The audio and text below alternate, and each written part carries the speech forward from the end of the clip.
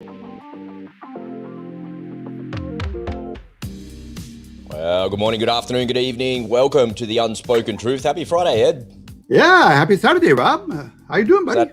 Yeah, I'm really well, man. Really well. Looking forward to the weekend. I've got everything in order for the weekend. I'm very organised for a change, but there's a lot going on in the world overnight, particularly in France, and I'm looking forward to getting a bit of a first-hand account from someone who's been on the front line of really serious riots. Because you were in Minnesota when all of that Black Lives Matter happened and George Floyd and all of that business that happened in the United States a couple of years back. And we're seeing something that looks very similar there in France as well. So I want to get your take on that. Ladies and gentlemen, if this is your first time here at the Unspoken Truth, welcome. It's great to have you here. And if you're back for more, welcome back and thanks for your support. If you're joining us live, don't forget to pop a comment in the comments down below and get involved in the conversation because Ed and I love to interact there as well. If you haven't been here before and you're just discovering us, we talk about the mainstream media, what's going on behind the mainstream media, and we'll give you a little peek behind the curtain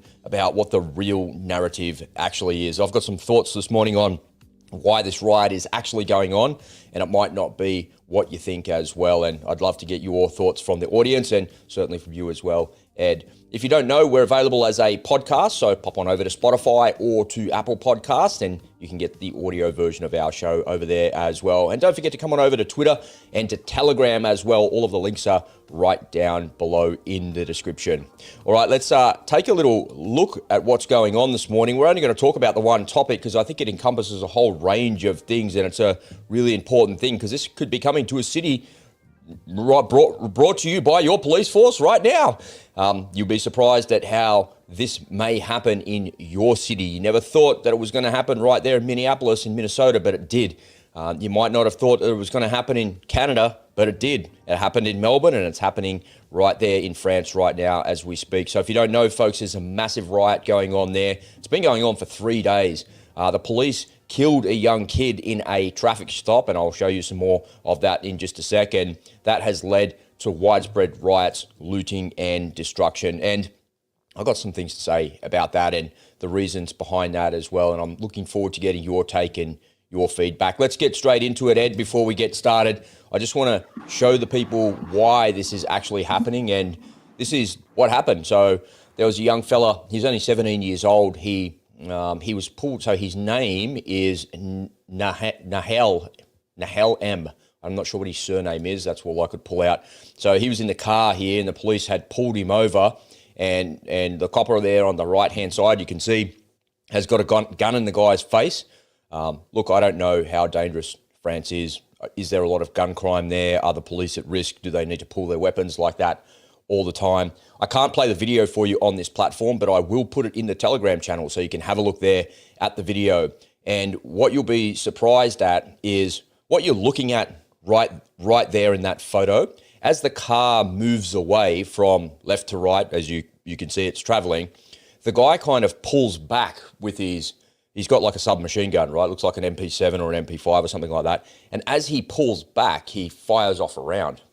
And in some ways, it almost looks like he's moving away from the car. I watched it about 20 times because it's like pretty fast. He looks like he's pulling away from the car, like he's moving back, but he's not next to the car. And the rear view mirror is not going to hit him in the side because he's kind of standing outside the boundaries of that. But he kind of reels back and then fires around. And as he fires the round, you can see he's in a fire position there. He's got his weapon right up into his shoulder. He's leaning into it. He's taking a fire position. He's aiming at the guy. But as he fires, his kind of head is away from the weapon. And it looks like he almost has a negligent discharge. It looks like it was almost, I don't want to say it's an accident, but I'm not entirely convinced when I look at it that he actually meant to do that. Have you seen the footage yet? I have. It is all over the internet, and people can do a YouTube search. It is. Yeah, you can find it pretty easily. Yeah. Now it looked to me almost like it looked like he had the nozzle of that machine gun right about on the windshield or right there, right? And as the vehicle moved, that's why he kind of reeled back from it to move out of the way, sort of thing. Right. So it almost looked like that as the driver was starting to move away, that he kind of like pushed the gun. It looked like it could have been an accidental discharge. Yeah. Yeah, I don't know. I wasn't there. Yeah, I'm no of course. firearms expert or anything like that. I know how to lie on a range and shoot a target, and I'm pretty accurate with it. But beyond a situation like that the police get into, I always say that policing is the hardest job on planet Earth, man. Nobody likes police. Everybody absolutely despises police officers. But everybody, when there's an emergency, they pick up the phone and call the police. And then you want the people that you don't like to come and help you.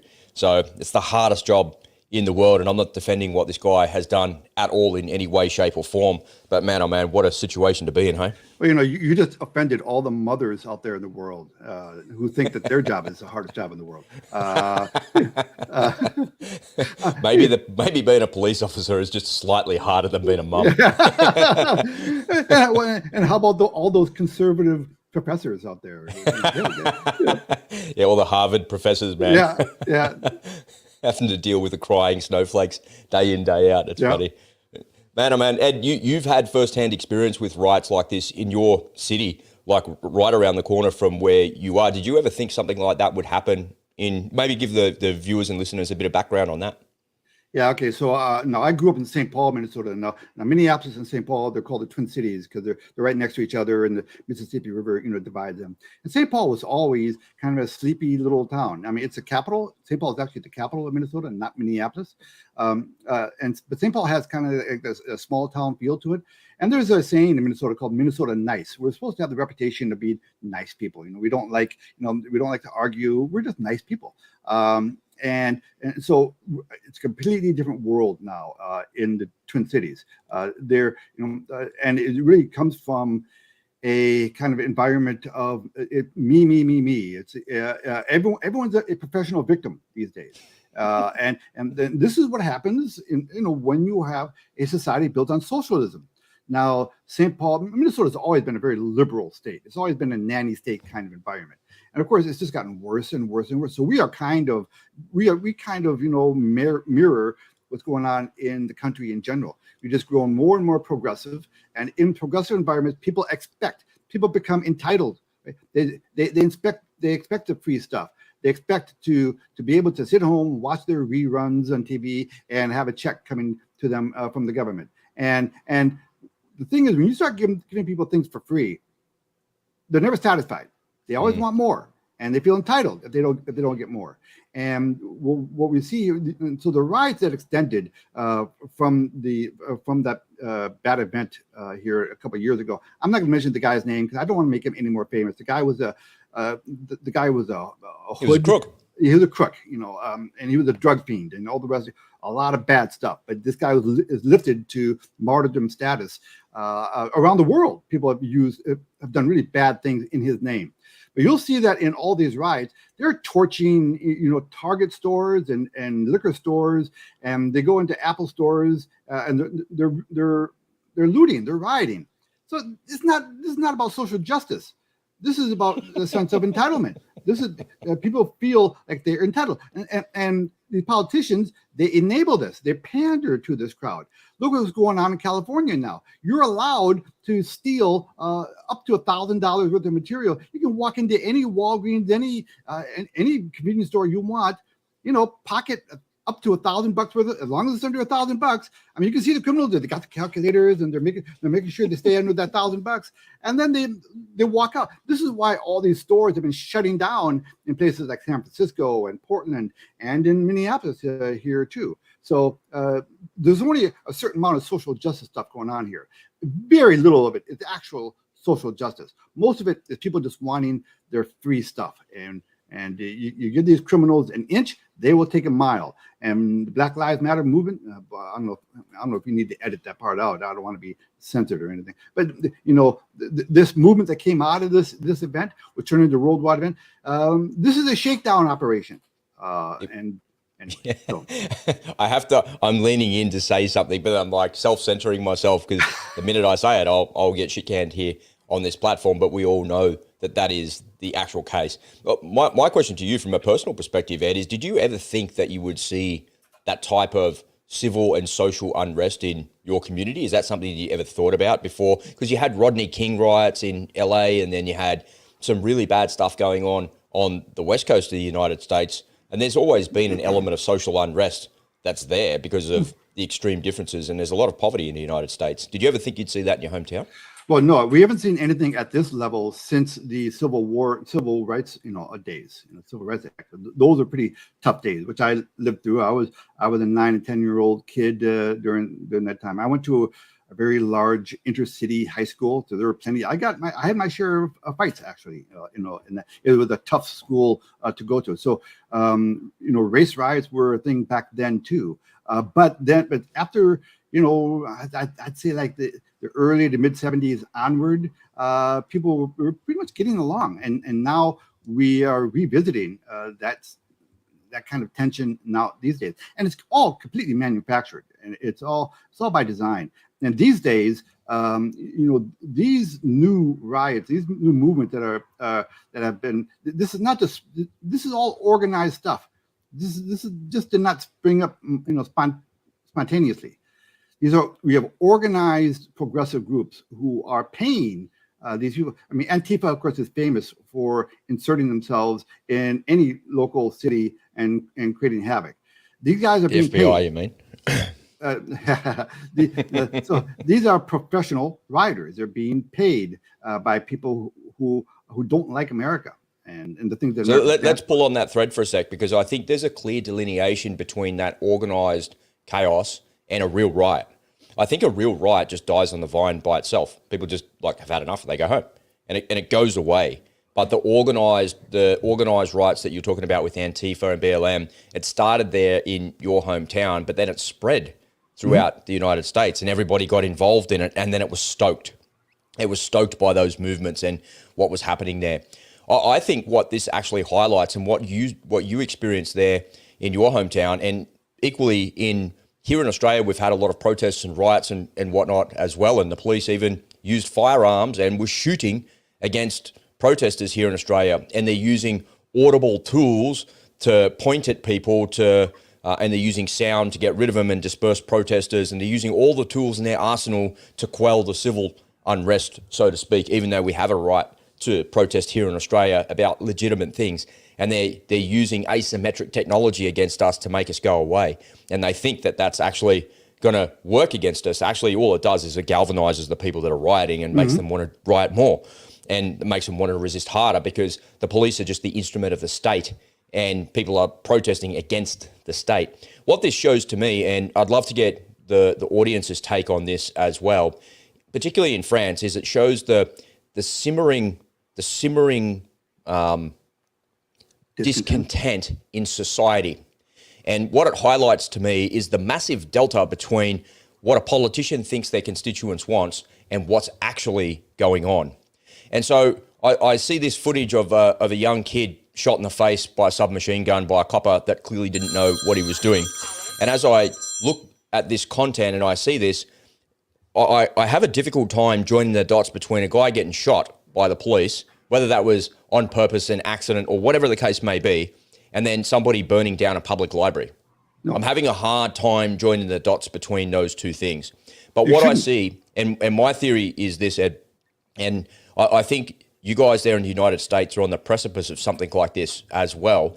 I think what it's got to do with is unchecked immigration. When you have unchecked immigration from poor countries who are supported by generous governments. So these governments are so generous, they're like, come, we'll save you from Afghanistan, from Syria, from Iraq, from wherever these poor African nations are. And many of them are genuine refugees escaping a war in Afghanistan or Syria or something like that. Many of them are the real deal, but many of them are just taking advantage of the goodwill of Western society and European society. And what I think it does is it highlights the fact that these people come to these countries, and I don't know, I could be completely wrong here, and that's why I'm looking to be corrected, and I'm happy to be corrected on these things. But what I see is these poor people coming to these affluent countries where they have the opportunity to get a handout, and they're like, okay, they'll support us when we get there. We'll have housing, we'll have food, I'll be able to go and get a job, I'll be able to get on my feet, and I'll be able to live the life that I want to live. I believe that most of them are pretty genuine in that sense. And same goes for the South American immigrants that are coming across the border. They just want to get away from the shitty governments and the shitty life that they have there because they see a better opportunity for themselves in the United States. But the problem is when these people arrive in these Western countries, wherever they might be, it happens here in Australia as well, there's not enough jobs to go around. And even if there were enough jobs to go around, I can only give you maybe about 15 hours a week, mate, unfortunately. So these people end up falling below the poverty line. And the government can only give them so much money. They can help them get up on their feet, but then they quickly kind of cut ties with them and go, okay, now you're on your own, go get a job. You're here in society, we've set you up, you're ready to go. Now you have to be like everybody else. And the problem is, in unchecked immigration, there's no plan to help those people continue, because all of the manufacturing jobs have been shipped offshore to China. And all of the jobs that are there in small business have already been taken by the immigrants that have come in before them. So there's massive unemployment. And then they're all going, oh, we don't have any money, how are we going to live? And the government gives them more handouts. And then all of a sudden, they turn on them. So we saw this, I'll close this little thought here.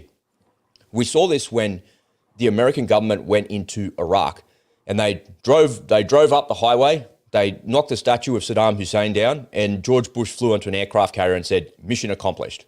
And everybody looked at each other and said, well, that wasn't as hard as what we thought, and here we are. And George Bush even admitted the biggest mistake he made in all of that was saying mission accomplished. Because when they had done that, they inserted a guy named Paul Bremer. And Paul Bremer went to the Iraqi society as the person who was going to be in charge. He was the quasi wannabe president of Iraq. Now, Saddam was gone, someone had to be in charge. And there was only one party in Iraq, and that was the Ba'ath Party. That was Saddam's party. Everyone was a Ba'athist. And what they said was, okay, now Saddam's gone, everyone's happy. And they were celebrating in the streets.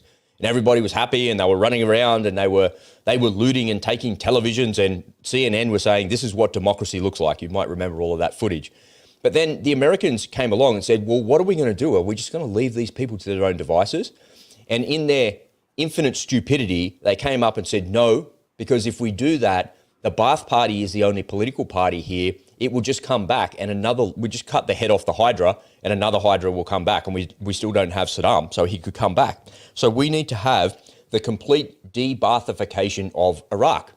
So what it meant was they completely dissolved all of Iraqi society that was to do with anything to do with the Ba'ath Party.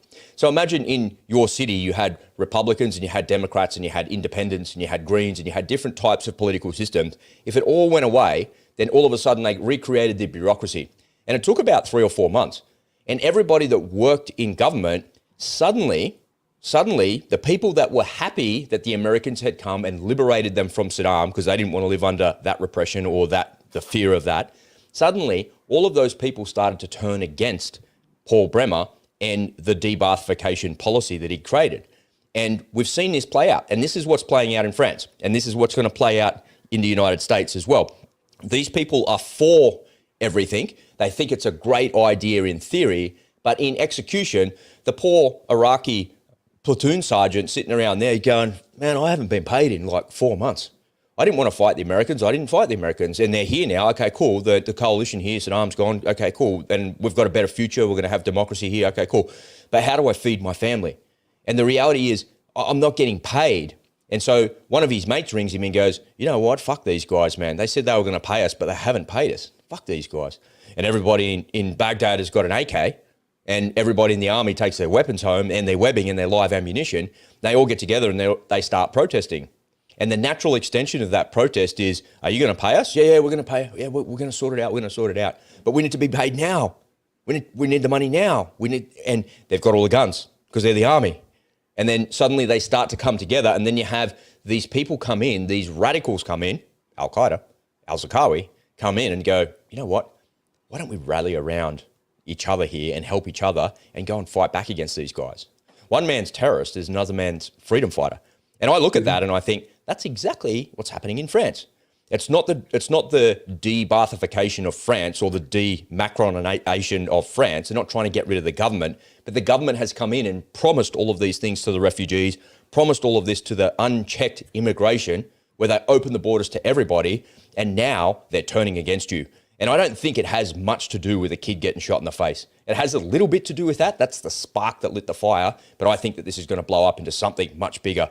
And, you know, there's people going around saying that if this was happening in China or this happened in Russia or Venezuela or in Cuba or in Vietnam, you would call it a civil war. It looks like a civil war where the population are rising up against the government, and there's more of them than there is of the police. I don't know. What do you think? That's my take.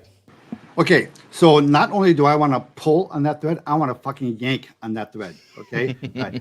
Because now you in the audience, you might not know this, but Rob and I, we purposely do not share the subject that we want to talk about until about 10 minutes ahead before we hit the record button, because we want to see. And it turns out we both wanted to talk about this topic. And I had my little presentation prepared, and Rob said, well, he's going to have all the videos in it. I said, well, never mind then. But in my presentation, in my comments, the comments I was making was this idea that this forced, diversification of the country has led to this. Now, this, in my opinion, is largely the result of these policies that were adopted by these European Union countries. France, Germany, and the rest of them. Poland pushed back. Bulgaria pushed back. Hungary pushed back. There's a couple countries. So they've saved themselves to a large degree from this chaos. But they imported all of these people who from completely different culture, and expecting them, they thought, oh, well, they will integrate. And of course, they painted this picture as always, humanitarian. This is for, my opinion is, because these are almost all military age young men and leaving. There weren't that many women and children coming out. They should be freaking at home. If they don't like what's going on in their country, they should pick up arms and fix it over there. Instead, they leave their women and children behind, and they go to France and Germany because they're going to get free stuff. Now, most of these refugees from these wars out of Syria and the rest of them, who ended up in these European countries, they had no interest in learning French and integrating into French society. They were going to adopt the values of French society. They wanted free stuff. They wanted a better life. Let me pause there and ask a question. Yeah. Do you think that a multicultural society is one that can work? Well, of course. Look at America. America is, the world, melting pot. Diversification should only strengthen a country, right? So why is it failing in those places like France and stuff? The key is, okay, so if we have all these immigrants coming to America, we want them to bring their traditions and their and their bloodlines and all. We want all of that, but we still have our values that we expect them to adhere to. We have values. That's why the American flag. That's why I don't believe in all of these flags. Fuck all these extra flags. We have the American flag. It covers everyone. Okay, because. But the American flag represents a core set of values that it means to be an American. So I don't like this hyphenated American stuff. African American, Indian American. Just take the hyphenation out of it. You're American. If you're a citizen, you're American. Now, as an American, you would hope would share the value that America is founded on, the value that made America great. So if you're going to come to America, if you want to be a citizen, first of all, you should start out by respecting our damn laws. Technically speaking, every illegal immigrant here is a criminal because they broke a law just by violating the first law. And it makes all those people around the world who are trying to get into America legally, which is a very grueling process. It's like an 8 to 10 year process to get in here legally. Well, those people probably feel like chumps. Those people should be more angry about this illegal immigration than anyone else, right? Because they're trying to do it the right way, and they come here because they believe in the values of America. Yes, they want a better life, but they also believe in what America stands for. Well, so all these people coming up from there, and yes, a lot of them are Central and South American, but more and more of them now, as you and I both know, are not. They're from China. They're from you name it. They're from countries everywhere. Right? Did you see the footage of the Chinese military age males? They get across the border, and literally within a day, they're on a shooting range. Yeah. And they look competent with firearms. They know what they're talking about. They're firing away. They're mucking around, laughing with their mates and stuff, going, "Oh, this is fun." But then if you look closely at what they're doing, he's holding that weapon correctly, and he's doing that properly. And you think, man, is that like the Soviet K program where they're CCP are inserting the enemy there as a sabotage attack? Possibly. Well, and you and I have talked extensively about context in this illegal immigration, because on the one hand, you and I would say it's a shit show down there. It is pure chaos. They don't know what to do. Doing it's incompetence. Whereas I would argue the opposite. No, this is viewed as a huge success by the leftists. Right. Yep. This is the plan. So the leftists don't consider the open border that we have in the south as a failure. They see it as a huge success. And I think it's the same in Europe. These globalists, people who believe in the one world. Well, I don't want this to be flagged. We know where you're going. It's okay. Yeah. These people, these elitists in very powerful organizations centered in Switzerland, let's just say, these guys, they want control and they want power. That means, sovereignty is not a good thing. They don't want countries to have sovereignty. That's the whole idea behind the EU. Instead of, all the European countries having their own sovereignty, they want everyone under one umbrella answering to a committee of unelected bureaucrats in Brussels who makes all the decisions for them. I don't know why these countries in Europe, why would you do that? It still boggles my mind that these countries in Europe would voluntarily turn over their sovereignty. But on the other hand, we're doing it too here in America. Our leftists, they want to turn over our sovereignty to these globalists as well. So this is a pattern of they want to dilute and diminish individual countries' sovereignty. And the way they do it is they flood these countries like France, like Germany, with people who have no intention of integrating into those societies. All these big countries, whether it's London, whether it's Paris, whether it's Malmö, Sweden, they have what they call no-go zones, where the police are not allowed to enter, right? And that's where these immigrants go in, and they bring all their crap beliefs from the crap society that they just left into that new neighborhood, and they all part. So that just shows me they don't want to integrate. They just want to live in a place where they're going to get free stuff by these socialist countries. Have you seen on that point? Have you seen what happened in Belgium?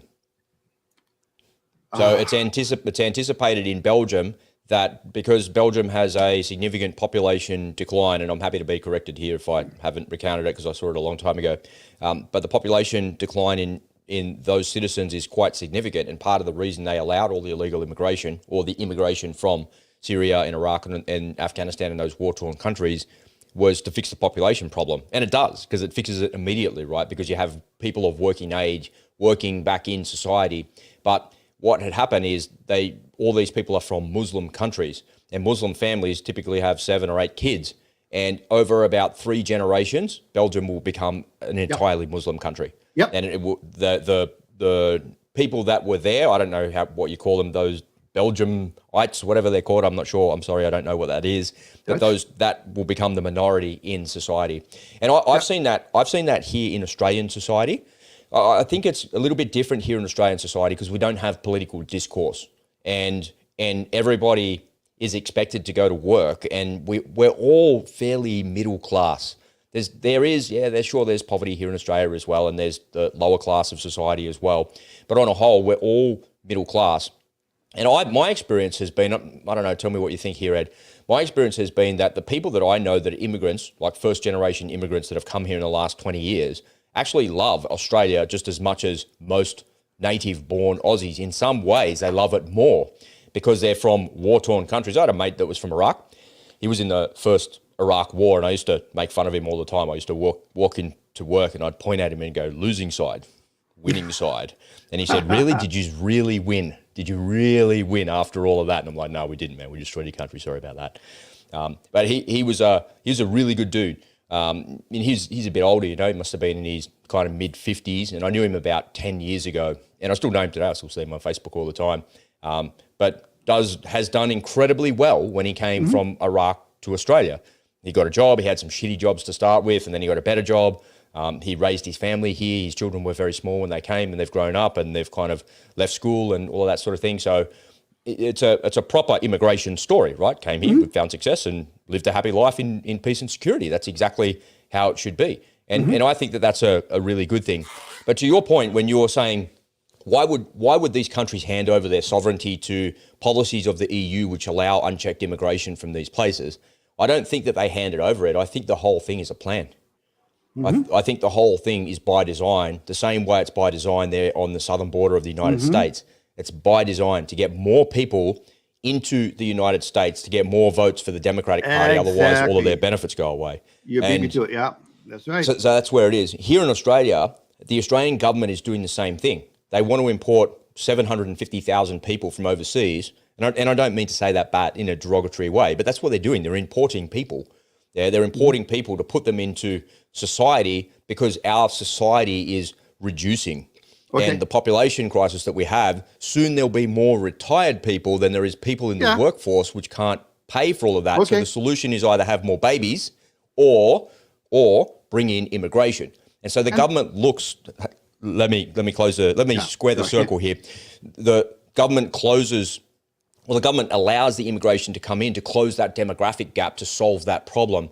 But in the process, they think that closing the demographic gap and fixing the population problem that we have with more people is more important than anything else that it causes. Sure, it creates more tax revenue, it does more, and it creates more. But the problem is there's not enough housing here in Australia.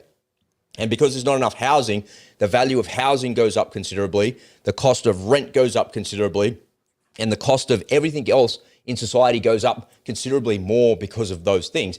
And then consumers stop spending. And then the economy comes into a position of stagflation. And then when you take into all the other factors, the green energy policies and all the stupid other policies that they've got that are slowing the economy down, then you overlay immigration on top of all of that. For some reason, the government thinks the tax revenue that they get is overriding everything that it's causing. And the third, fourth, and fifth order effects of increased immigration actually turn the Australian population that are here right now against the government. Because why am I getting consistent rent increases in the place that I live in? Why have interest rates gone up 12 times over the last 12 months? Literally every month for the last 12 months they've gone up. And it's a policy of unchecked immigration. Here in Australia, we don't have people coming across borders. We used to. And surprisingly, the person who's responsible for all of the unchecked immigration in Australia was Chris Bowen. And Chris Bowen is none other than the Environment Minister here in Australia. And he was the absolute worst immigration minister in Australian history. Under his watch, under his tenure, when he was the immigration minister, he was responsible for more than 2,000 people dying at sea trying to get to Australia. And it wasn't until the Liberal government took over and Scott Morrison became the Home Affairs Minister and stopped it all. And that's how kind of Scott Morrison ended up being the Prime Minister as well. If you trace it all the way back, he was successful in stopping the boats. Everybody didn't like illegal immigration, but everybody hated people dying at sea more. We would rather that they came to Australia and we helped them than them dying at sea. And Chris Bowen was responsible for that. And it's just, here in Australia, the illegal immigration that we have is not by design. It's not part of the worldwide economic whoever with Klaus, whoever at the helm of something like that. That's not what's happening here in Australia. But I believe it is happening in Europe. I believe it is completely deliberate there in the United States as well. It's a very scary proposition because if you try and fast forward your mind 5 years into the future, what do those societies actually look like? And how many, on that point, tell me what your thoughts are here, because apparently there's like 15 million people that have left Ukraine. So the immigration that's flowed into Europe from Ukraine far exceeds anything that's happened from the Middle East and Africa. It's far in excess of that. But you hear not a lot about that, do you? No, not. I'm sure we're going to do a segment on that pretty soon. But no, you're right. Listen, this idea of countries attracting, foreigners to meet an economic need, a demographic, downfall, shortfall. That's legitimate. Countries have been doing that throughout history, right? Finding ways to import a worker. Now that assumes that the workers you bring in are actually going to be productive workers. Well, we have a lot of them who are not being productive workers. They're just collecting free stuff, and they're getting the free healthcare, and they're getting the free education for the kids. And do you think that that's the cause of the riots? The Okay. immigration and the free stuff? Well, what I think mostly what it is, it's a clash of civilizations. It's a clash of beliefs. These Muslims who came in from Syria, all those years, those Muslims coming in, these people, they're not interested in democracy. They're not interested in the values that France traditionally holds true. You know, they have a certain belief system. I mean, when you see a lot of the image of these guys in the footage we're going to be showing pretty soon, they're shooting guns in the air. What does that image remind you of? This is kind of a cultural thing. The way they treat women. It reminds me of a wedding in Baghdad, man. They're happy. Yeah, there you go. They're happy that the riots are happening, you see. Yeah. It could be worse. They could be pointing those AKs at somebody. You know, it's just a night on the town with the guys. Right? You know, this is what they do. And you know, look, the way these people treat their women, for example. They treat the women, and they've been treating, you know, the French women and the German women. They brought the beliefs with them, and that's created a whole other issue that we don't have time to talk about. And they expect to get away with it. They could, well, that's the way it is in our culture, you know. And the leftists, they've gone out of their way not to report those issues because they don't want to make anyone angry. They don't want to make people look like bad people. So these leftists are really, you know, they're dangerous people, and they're evil people. So and that's the irony in it all, right? Is the leftists are the ones that allow the unchecked immigration, the unchecked everything, and the chaos that has actually resulted because of this. And so they've allowed this to happen, but now they want everybody with the guns to go and stop it because they think it's wrecking society. So the leftists are the ones that say defund the police, we should reduce the size of the police force, we should take their resources away. And then when this chaos happens, they're like, please call the police, go and do that. Yeah. And it's what, I started by saying that's the hardest job in the world, being a cop.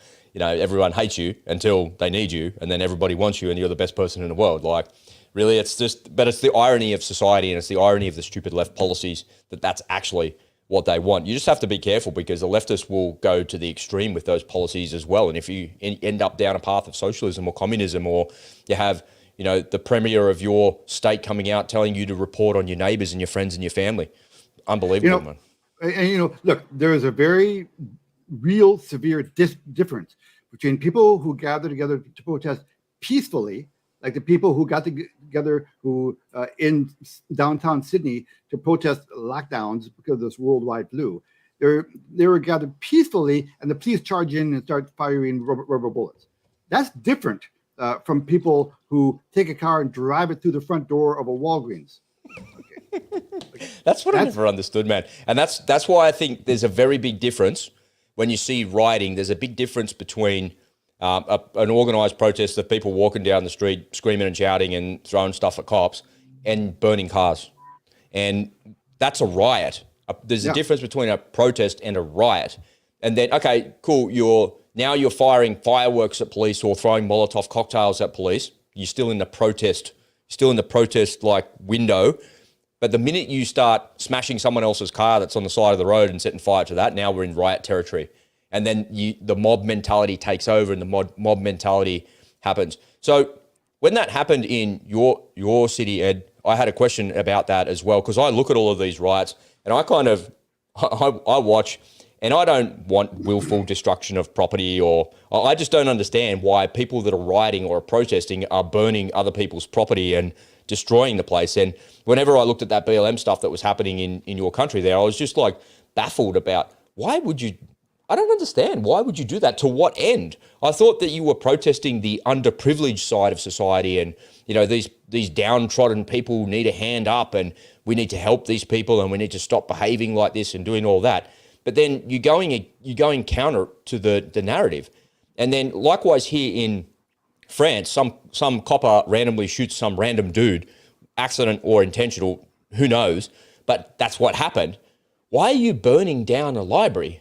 Why are you burning the infrastructure of the country?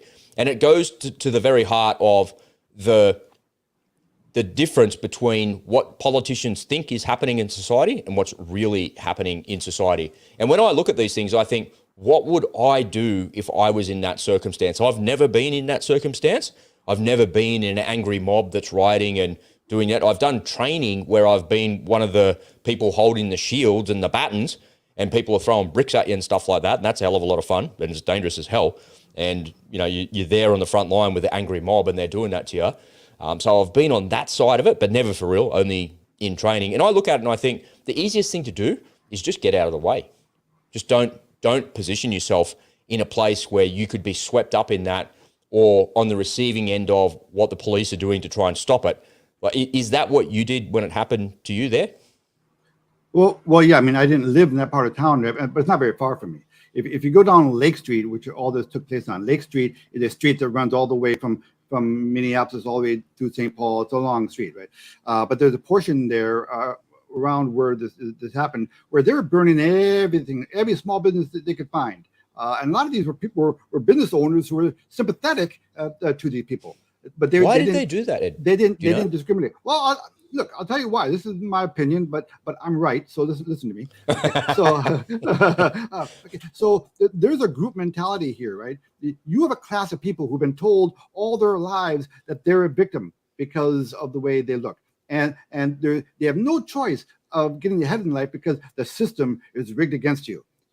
It's a systematic tool to keep you oppressed. So don't even bother getting well educated. Don't bother working hard. Don't bother doing the things that we know will make you successful. And so you have people who are brought up from childhood being given that message, force-fed that message. And then so you get to a point where society has been primed. Everybody, you have a whole generation of people, whole neighborhoods of people who, that's their norm. They get up, they see poverty all around them, but after a while they get immune to it. They say, well, this is life. This is what life is. And the good life is never going to be there for me. And that's because the system is rigged against me. So these people have that victim mentality. And so these people, when you have strong-willed people, people with a strong voice saying, you know what, we're going to show up and we're going to express our anger. It's not easy. These people are primed. Once those people are primed, it's not hard to get them to become followers. And so you get a few strong leaders, and you get a little bit organized, or a lot organized, and before long, then you become a follower. You see a group of people walking by your house, heading toward. Hey, where you guys going? Hey, we're gonna go burn down the Arby's. Okay, wait up, I'm coming. Yeah, I'm coming with you. So it becomes kind of a group think. So this is something that doesn't, I think, happen overnight. This is. When you have the environment built up, we have, dry kindling right now in our country, and it just needed the right kind of a spark, and then all hell breaks loose, and everyone wonders how this happened. And that's what's happened. That's exactly what's happened in France. Were you ever near something that put yourself personally at risk, or a member of your family, or anything like that? Well, I've had a few times in my life, particularly when I was younger during the civil rights era, where I had to go to school.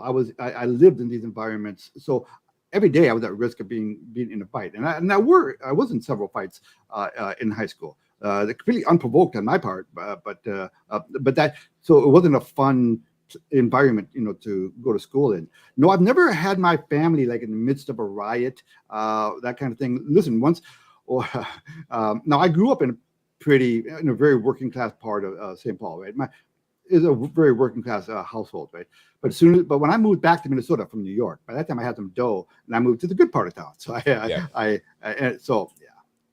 So I look at all of this from the prepping standpoint, right? So I'm always prepping, buying more food. I've got 3 months worth of whatever I need in case the power goes off, in case we get in a lockdown, and I'm comfortable. I've got what I need, and I'm not going to be subjected to the mass psychosis of people panicking. Oh my God, there was a nuclear bomb that went off in Europe.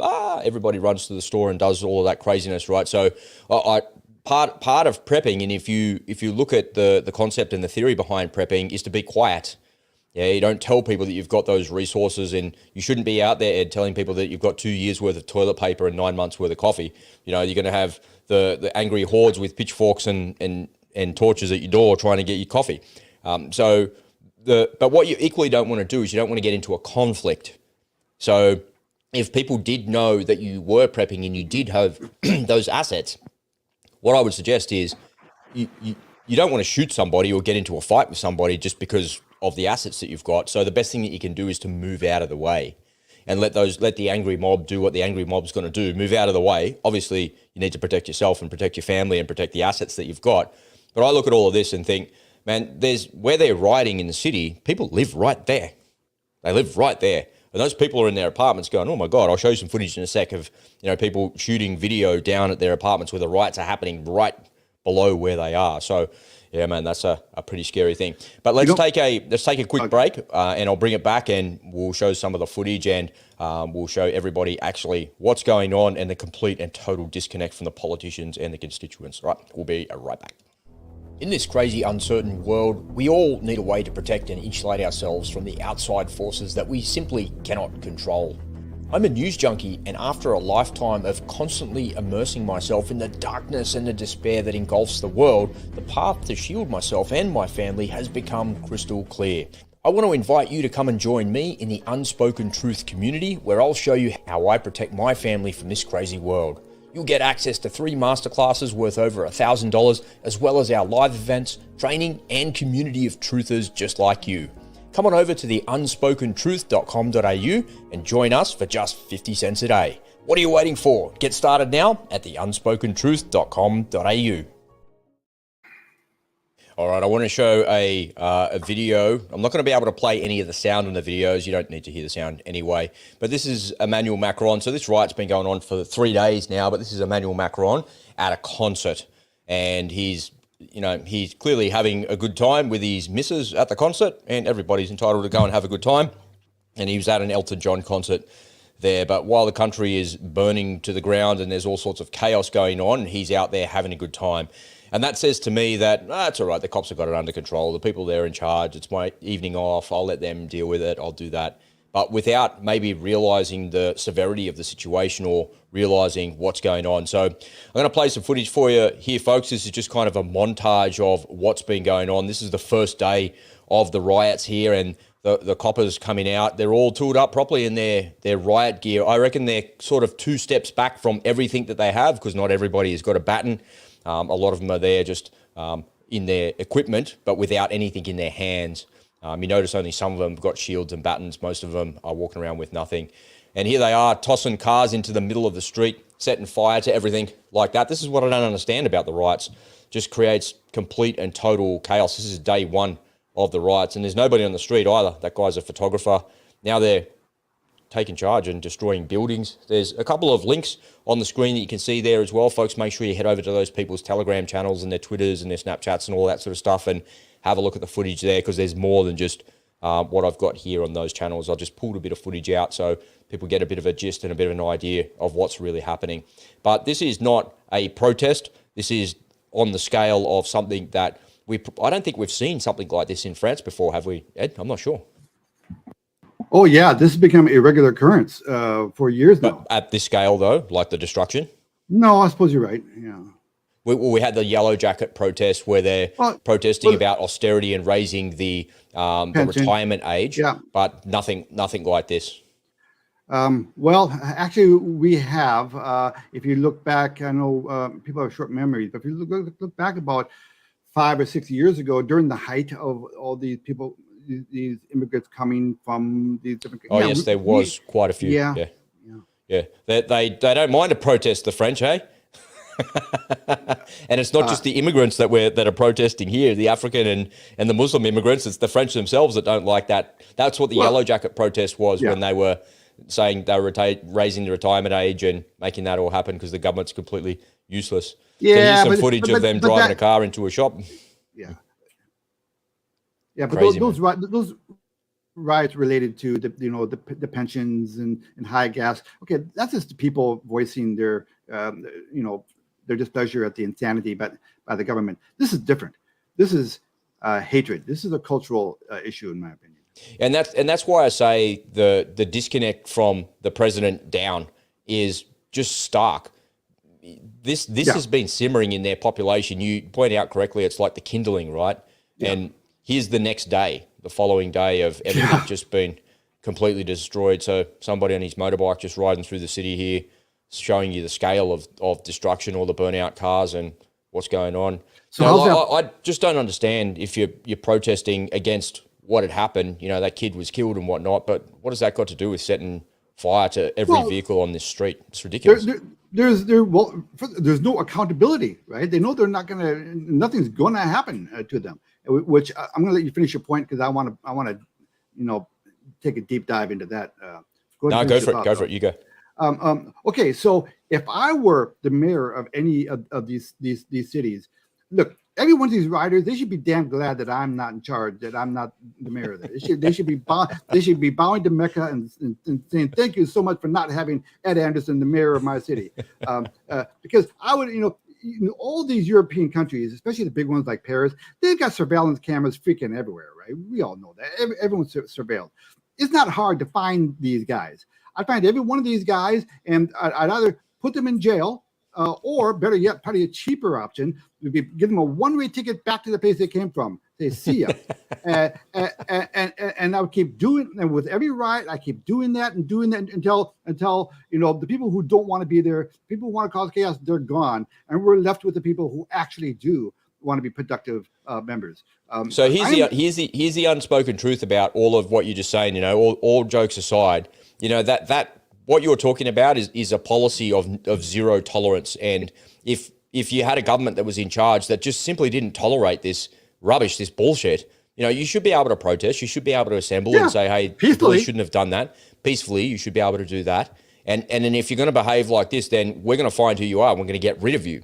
But here's the thing. The unspoken truth about it all is this whole thing is by design. This whole thing is meant to destabilize this country. All of this Ukrainian war, it's not about freedom. It's not about democracy. It's about destabilizing and destroying Russia. That's what it's meant for. And the Ukrainian people are the ones that are doing it for us, for everybody on our behalf. And they're paying the massive costs. There's 500,000 dead Ukrainians, for heaven's sake. And they're doing it because somebody in the West wants to destabilize Russia, Boris Johnson, who's no longer even the prime minister. It's all bullshit. What they're doing in Holland and in the Netherlands by saying all of these bullshit green policies that are destroying the farming community, that's all a deliberate ruse to take the farmland back from these people. This whole thing is deliberate. All of it's deliberate. This immigration, that they always knew it was going to end up here. And the people in charge, the people behind the curtain are now cheering. They're cheering that this is actually happening. Yeah. I mean, Macron in France, Ruddy in England, Rashida, or whatever his name is in London. These are all World Economic Forum young group members, right? Yep. This is, yeah. So we've got a guy in the chat, Ed. He says, well, I don't wish any country bad things, but France has ruined my continent, North Africa, meaning that is there. So I guess they can have a taste of what they did. And that's what we've just been saying, right? This whole thing's by design. It was always going to blow up and it was always going to happen like this. The civil unrest was always there. So you got to ask yourself a question. Well, if this is happening, why is Emmanuel Macron at an Elton John concert? And I'm not criticizing the guy for having some downtime. What I'm doing is I'm saying that this is all part of the plan, and he knows the plan is happening. So he's like, yeah, well, I know that's happening. That was meant to happen. That's why I'm here at Elton John. What do I give a shit for? Somebody else is going to take charge of it. They're going to come for me for the decisions, and I'm just going to say no. And look at this guy. He's got like 2 years worth of toilet paper on his little forklift. That's your kind of looting and your kind of prepping right there. Yeah, I think he had 2 years worth of coffee there too as well. It's pretty cool. Yeah, and the cheap way to prep. Yeah, to steal it, to loot it, right? That's how you're prepping. When I look at this, I also think that, would I be out there protesting and getting involved in something like this if it was happening in my city? And you have to ask yourself these questions seriously in these times of civil unrest, because if you think it can't come to your town, it can. And like we talked about, it happened here in Australia. It happened in Sydney and Canberra and Victoria. It happened there with BLM, right where you live. It happened in Canada with the trucker protests. And if you think it can't happen in your city, it can. So you've got to be ready for this stuff, man. You have to have one eye on the news, one ear on the news. So if something blows up in your city, imagine if you were one of those people that said, I don't watch the news, man. I just get somebody else to tell me what's going on. I don't pay any attention to that. And you worked in this city, or you lived in one of those apartments in the building here. So this is like the downtown area. It looks like a bunch of office buildings and whatnot. Imagine if you were a bus driver that worked at this bus depot and you didn't watch the news. and you just go to work in the morning, you're like, well, I can't go to work. I can't even get to work. Like, what the hell is going on? That's why you've got to pay attention to it. That's why. And Well, it's a real deliberate thing that the government is allowing to happen to destabilize society more, to implement more rules. Because no doubt at some point, the French government's going to come out and say, this is an emergency, and we're going to enact emergency powers. And when we enact emergency powers, and when will they though? Well, I think, yeah, because we're going to declare an emergency and put the army on the streets to stop this once and for all. And when we do that, we're just going to take a little bit more of your rights away. Well, that's where I think this is going, right? They allow that to happen, to take it. There's always an emergency, man, and you have to give up a little bit more of your autonomy, a bit more. And all of a sudden, they've got all of your autonomy, man. If you don't check in there with that QR code, you can't come in here. But there's no COVID. What are you talking about? No, that's the riots, man. We want to know where everybody is at all times because we don't want this to happen again. So check in or get out. But this is a supermarket. I need to eat. Doesn't matter. Check in or get out. I'm not checking in. Fuck you. Bang. Okay, police, take you away. That's where the society's going, man. That's why they allow these things to happen. That's what I believe is the unspoken truth of it all. Yep. Well, they will use any excuse to move that ball, right?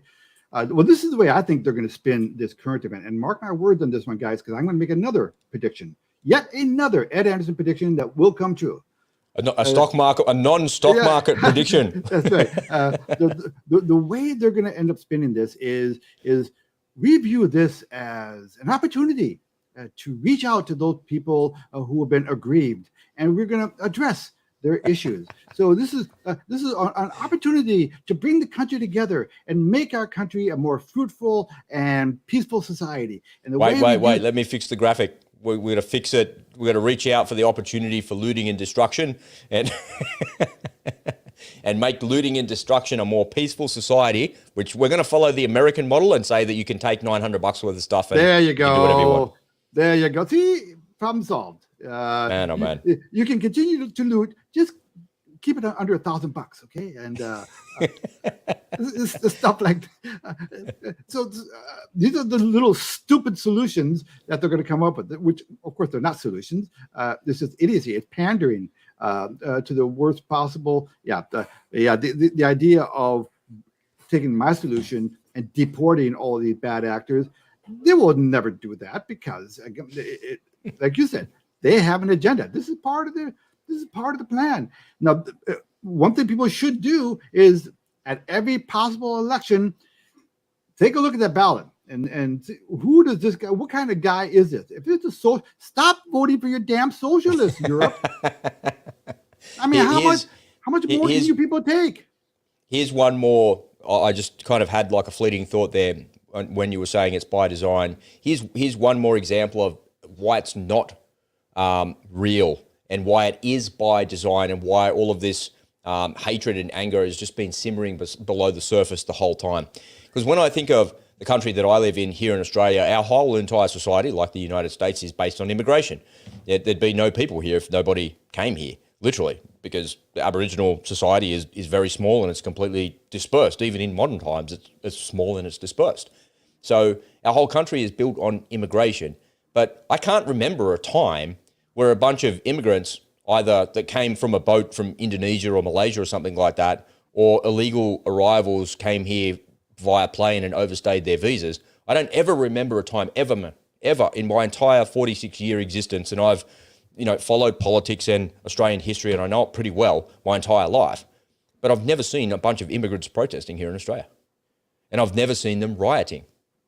And because here in Australia, those people need help, then they're here to help the country, and they're willing to go to work, and we're an immigration success story. You get help to get up on your feet. Everybody is kind of like, there's more. Okay, we'll welcome him. Come on, man, you're here now. Let's help you with a job. Let's help you get going.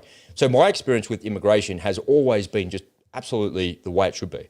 It's been fantastic. I've known like dozens and dozens of immigrants over the years, of people that I've worked with, worked for. I've known, in recent times, I've known a lot of Indian businessmen who have immigrated from India to Australia, brought their families, set up really successful businesses, and just going gangbusters, man. They own multiple houses, they own multiple businesses, and they're doing really well. And they employ a lot of people. And it's a really, really good thing. And I've never seen immigrants here in Australia protesting. And I'm certain that there in the United States, do you see like Latino immigrants protesting against the government? Oh yeah, Is that a thing? I don't know. Yeah. Oh yeah. Well, we see massive parades of Latinos, illegal Latinos. At least they're protesting, they're marching on their behalf, carrying Mexican flags. Right? Yeah, but they're not burning cars and looting shops, are they? Oh, that's a good point. Not that I can think of. So it's a protest, not a riot. That's what I'm saying. Okay, you're allowed to protest like anybody else. Yeah. And that's why I say what's happening in France is by design. It's a deliberate isolation of those communities, and the government is driving a wedge between them and the rest of society, and that creates this kindling that boils beneath the surface of everything. And then all you need is a spark to light it, and here we go. We've got a spark. Yeah. One of the cops shot that kid. Was that deliberate? Was that part of it? Or is that just something that was going to happen anyway? And now that it's happened, Macron's at an Elton John concert, and he's like, yeah, man, whatever. I don't know, man. It's the unspoken truth. I'm just saying. I'm just saying what could possibly be going on. No, I think it's just a convenient excuse. I think it's any number of things could have sparked this. They're just looking for their excuse to do what they're doing. But don't believe their motivations. That's not why they're doing it. And in fact, proof of that is these riots are taking place are largely in areas outside of these ghettos created by the, yes. They don't want to trash their own neighborhood. They go to the other neighborhoods. They go in someone else's city and do it there. Nearby. Yeah, exactly. All right, Ed, it's been a hell of a week, man. We've covered a lot of ground this week. Thank you so much for dedicating and committing your time here to this audience, man. I wouldn't want to do this with anybody else. Thank you, man. Feel the same way, Rob. The check's in the mail. I feel it. We've got some big things coming, ladies and gentlemen. Ed and I are working on some stuff in the background, and we'll be excited to be sharing that with you in the weeks and months ahead. It's really good. Thank you, everybody, for your comments and your input. We really appreciate that as well, and we appreciate your support on the podcast also, which is tracking along nicely. I've got a little video I want to share with everybody as we close out the show. You might have seen this video going around of, it's very fast. You have to, the news anchor here is reporting, so you can see who just gets up and leaves. This poor lady, exclusive with the president. It's the biggest moment of her news anchor career. The president comes in and sits down, and he's like, you know what, I'm out of here, man. I've got shit to do. He heard the dog whistle. He literally heard the dog whistle, and he didn't know where to go. And no one's like, just stay there for a minute. Wait till she throws the break. Wait. Man, this guy should just stay in bed. I mean, why do they keep putting him out there? Why? For our entertainment, man. Otherwise, we wouldn't have any funny videos to laugh at. I guess maybe they really don't want this guy to get reelected. And that's like the fourth gaffe of the week. The first one was with the Narendra Modi one, where he said he was gonna that he'd sold plenty of secrets, and then he was talking about Putin invading Iraq, and then and then he said something happened on July 6th, and I'm not even sure it was Joe Biden. When you look at the visual there, maybe it's a deep fake or something like that, and then he gets up and walks away at a press conference. Yeah, yesterday I had a quote of him saying, "I don't know what we would do without Kamala Harris." The same as what you're doing right now. Yeah, nothing. Exactly. Crazy. All right, Ed, have you got a closing comment for us, mate?